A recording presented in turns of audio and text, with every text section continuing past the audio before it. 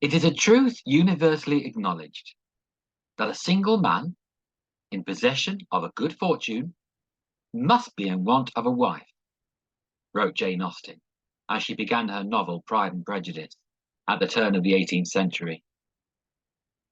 200 plus years on, whilst Jane Austen remains as popular as ever, the truth of which she wrote is not universally acknowledged at all. For whilst some may want to marry a single man in possession of a good fortune, he may not be in want of a wife.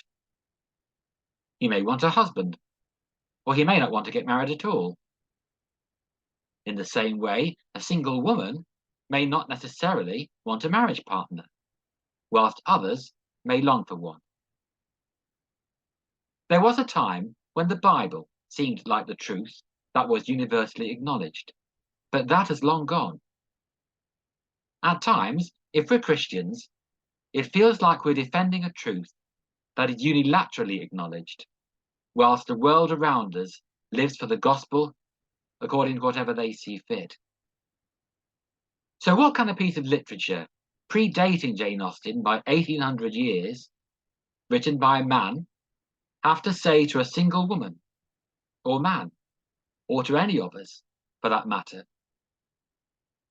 The first thing I would say is that this has to be our starting point. The piece of literature before us in Paul's first letter to the Corinthians, chapter 7, and verses 25 to 35. If you're expecting a sermon on singleness, despite the title given, then you're going to be disappointed, because my job is to aim to unpack this passage before us. Whilst Paul's words are as near as we're going to get to the subject of singleness, they're not going to answer the questions, and indeed the pain, that can come with being single, any more than they're going to make it easy for me to speak on them. But this is God's word, and so I will do my best, as always, to expound it and bring a word of encouragement for each one of us. The second thing I want to say before we embark on the task in hand is that singleness is a very broad term for a whole range of situations. To illustrate this, let's bring in another classic quote. We've had Jane Austen, so now for balance, let's have a bit of William Shakespeare's Twelfth Night, which along with Pride and Prejudice was another one of my A-level set texts.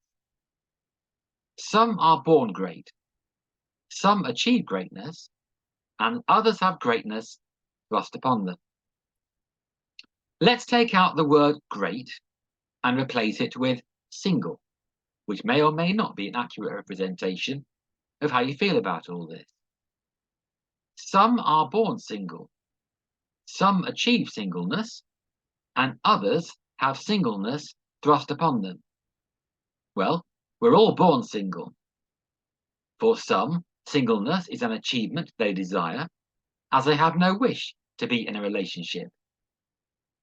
For others, it may be an achievement to get through life being single, while struggling with the pain that can bring, especially when so many of their peers are in relationships that bring happiness and fulfillment. And some, don't forget, have singleness thrust upon them, as widowhood brings with it the ache of a relationship that has been lost forever. This is before we even consider the heartache of divorce and separation. Someone once said, I'm single because I don't need anyone to ruin my life. I'm ruining it perfectly on my own. Others may be single because someone else has already ruined their life, and now they are coping as best as they can on their own. And so we need tremendous wisdom and sensitivity when approaching this subject, as I do with this passage. Today, I don't want to single anyone out, no pun intended, but I have a message that is applicable to us all, as will be seen through our 3 points. Live in undivided devotion to the Lord, give our situation to the Lord, and be in preparation for the Lord. Let's take the first of those then. Live in undivided devotion to the Lord. I think it was on a film some years ago that someone once said, "I like to read the last words of a book first, so then if I die before I finished it, I know how it ends." We have here in our first point, taken straight from verse 35, the last words of the passage, so that if you're asleep by the time I finish this, you'll know how to live in undivided devotion to the Lord.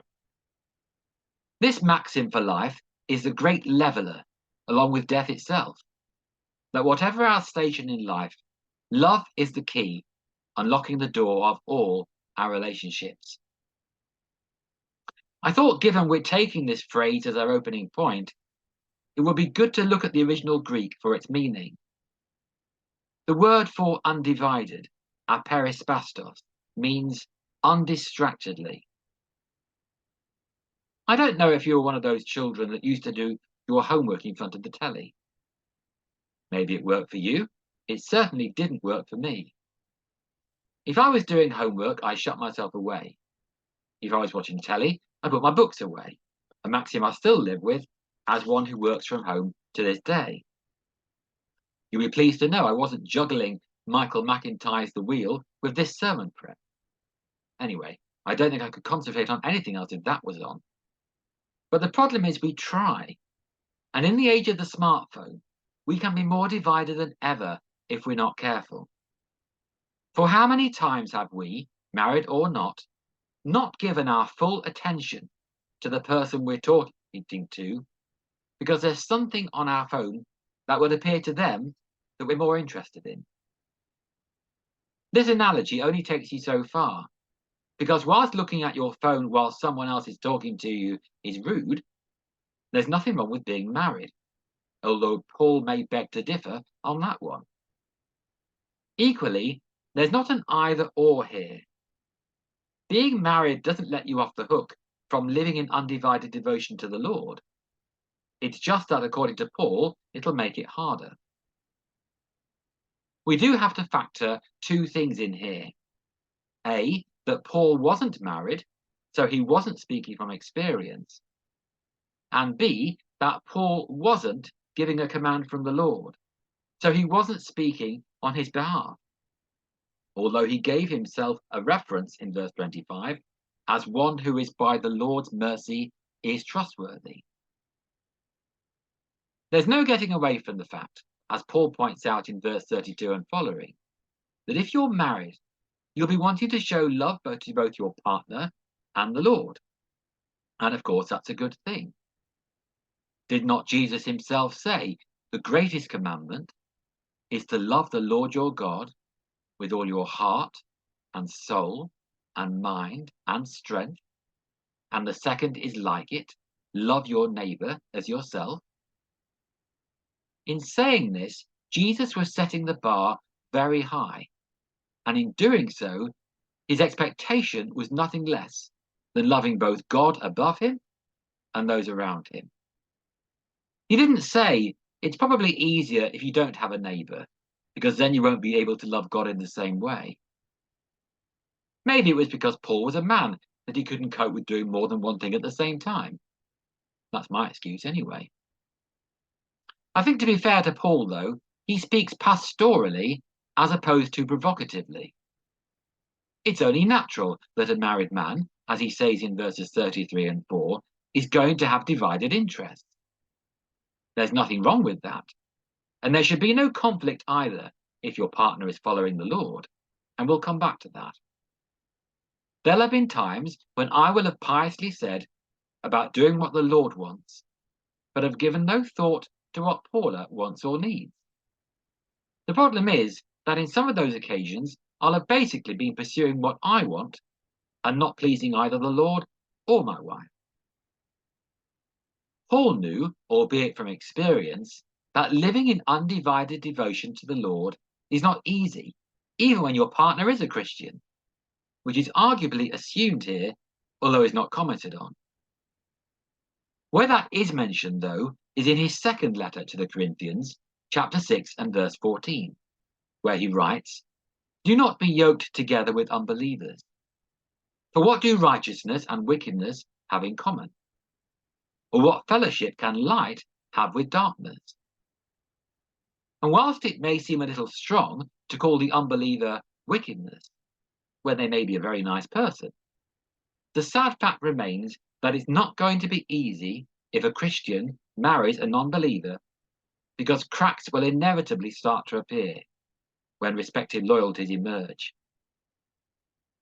I'm aware that it's all too easy to stand up here and say this when I've been married for over 30 years, and we always need to approach each situation with wisdom and sensitivity. Much prayer is needed, which brings us on to our second point: give our situation to the Lord. Throughout this passage, Paul addresses those in various situations with a word of advice for each of them. It's advice, don't forget, not a command from the Lord. But the common ground here is not to change your situation in life, as he writes in verse 26, because of the present crisis.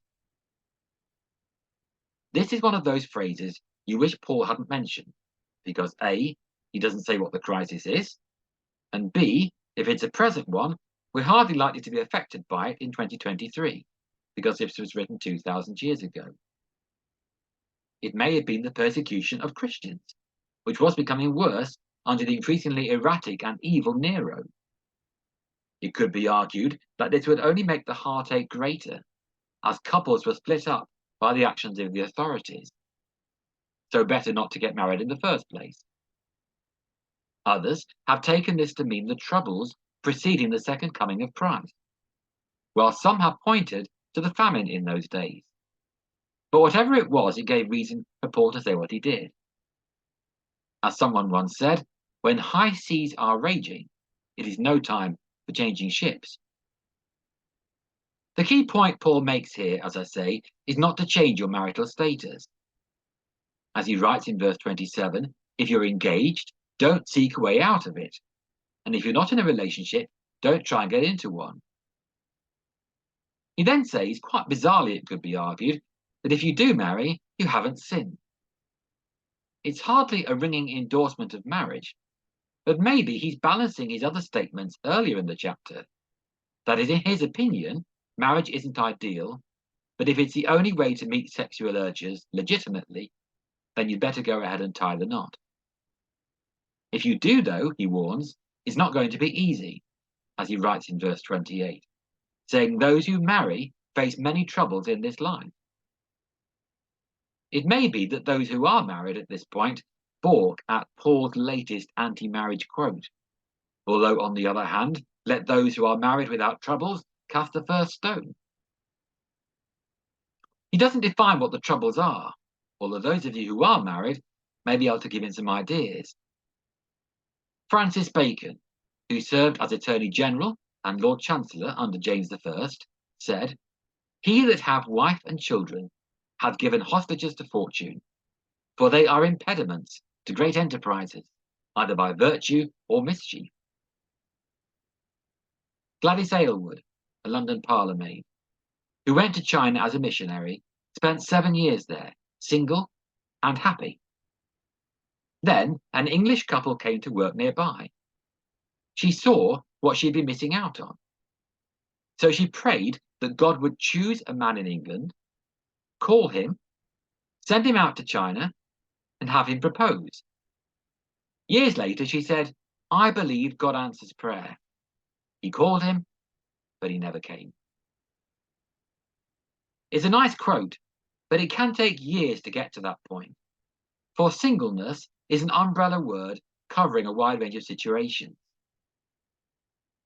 In my research, I was struck by this quote from a woman called Margaret Clarkson, who wrote a book back in the 1970s with a very simple title, Single. She wrote this: "Single through no fault or choice of my own, I am unable to express my sexuality in the beauty and intimacy of Christian marriage as God intended.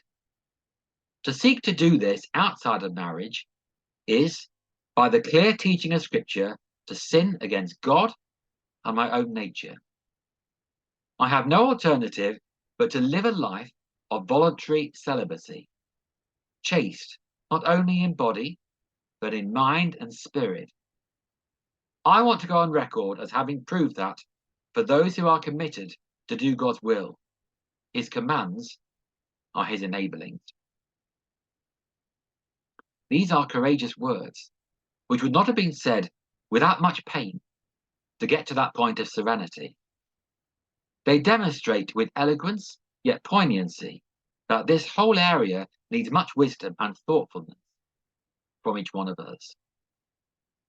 Whatever our situation in life, we need to cover one another in prayer. We need to pray for those who are married, particularly Christian marriages, for the troubles two fallible people will inevitably face, no matter how rock solid their commitment to each other, will be seized on by the enemy, Satan, who wants to wreck such relationships because he knows what a force for good they can be. But we also need to pray for those who are not married, bearing in mind not only the Margaret Clarkson quote, but the Shakespeare misquote I brought in near the beginning. This is not to pigeonhole others and give them stereotypes that may not be fair or accurate. It's to pray for them in whatever needs they are facing, to build up an understanding of those whose situation in life is different from our own. And so we have seen the need to live in undivided devotion to the Lord and to give our situation to the Lord. Thirdly and finally, we are to be in preparation for the Lord. Having attempted verses 32 to 35 and 25 to 28, let's now look at verses 29 to 31 of 1 Corinthians 7. In another chunk of this passage, which might make you think that you're glad someone else is speaking on verses like this and not you. Although whether you're still thinking that by the time I've finished might be another matter. Let's look at verse 29. What I mean, brothers and sisters, is that the time is short. From now on, those who have wives should live as if they do not. Those who mourn, as if they did not. Those who are happy, as if they were not. Those who buy something, as if they were not theirs to keep. Those who use the things of this world, as if not engrossed in them. For this world, in its present form, is passing away. The key to understanding these verses are the words at their beginning and end. The time is short. This world, in its present form, is passing away. Let me take you back to that den of iniquity, scandal and gossip about relationships, the high school. I remember once back in the midst of time, when I was a teenager, I had a picture of the one I was at in Norfolk as a sinking ship. That all the talk of sex and relationships that goes with the territory of those years will be put in perspective by the fact that the school and everyone in it would disappear. Now, I don't know if this was from the Lord, but it certainly seems like a 1 Corinthians 7:31 moment. I did share this with the Christian Union at the time, and he wasn't dismissed, although I did have a habit of bringing in a Bible verse then, whether I was asked for it or not. I remember my general studies teacher proposing a discussion on the end of the world, to which I said she should read Matthew 24. The phrase, "the time is short," has also been debated down the years, but given the multiplicity of possible meanings, it's probably not worth trying to go through each one of them.